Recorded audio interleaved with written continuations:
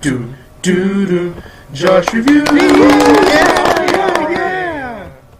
Hey everyone, welcome to another album review with me, Joshua Smith, and today we're going to be doing the album Watch the Throne by Kanye West and Jay-Z. This album was released August 8th of 2011. A little chart information about it: it peaked at number 1 on the US Billboard 200, number 1 on the US Billboard Top R&B Hip Hop Albums, number 1 on the US Billboard Top Rap Albums, and has gone platinum, selling over 1 million records. It was released on the labels Rockefeller, Rock Nation, and Def Jam, and its singles were Ham, Otis, Lift Off, Niggas in Paris, Why I Love You, Gotta Have It, and No Church in the Wild. So without further ado, let's get this started. So, two of the biggest rappers in the game come together to make an album. What could possibly go wrong?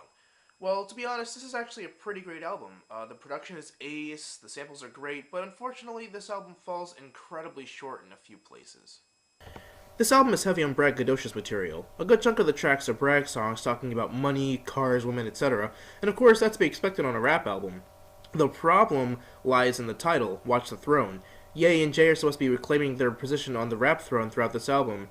However, they hardly ever show it. I came, I saw, I got money.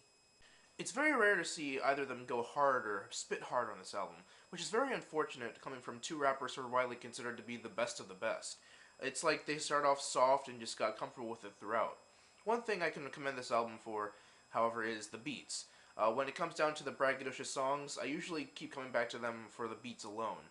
I don't care too much for the lyrics or on a lot of these tracks, but the beats I can truly bump to.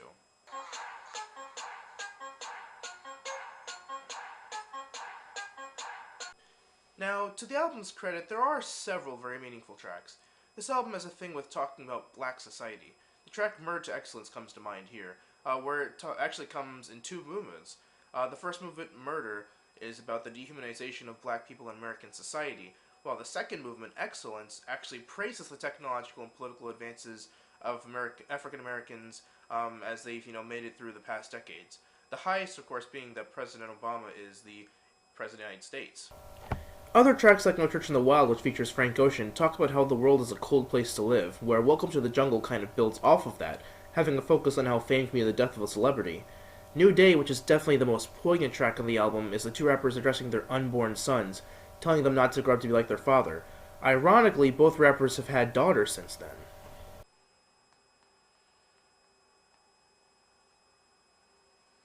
Hey son, I just want to tell you... What? Oh, you're a girl. Oh. Well then. Love you, bye. Tracks like Why I Love You talks mainly about betrayal when you reach the top, and that's what the entire album is supposed to be about, being at the top. But neither Jay nor Ye are fulfilling that claim at being at the top. They want us to watch the throne, but how can they say that when there's no throne to be watching? Another thing I can commend this album for is that a lot of times it goes back to the roots of hip-hop, sampling soul artists such as James Brown in Gotta Have It, Otis Redding in Otis, and Curtis Mayfield in The Joy. Unfortunately, that alone doesn't save the album. Some tracks use a more electro beat, such as Lift Off, which features Beyonce, and Who Gon' Stop Me. On a lot of these tracks, both Jay-Z and Kanye get one verse apiece, which I kind of find strange. It switches up every now and again, but even still, a lot of the tracks feel oddly short. Like I said before, it feels like they're playing it safe with a lot of their rhyme schemes and flow. They don't exactly deviate too far away from how they start off or try different things, and that accusation mostly goes to Kanye. Jay-Z goes hard on several tracks, but nothing like we're used to hearing from him. I really like this album, but that's the problem. I only like it. I really want to love it, but it's hard to. People had really high hopes for this album, where two of the biggest musicians in the industry come together and put out a product, but it felt more like a cash grab, honestly.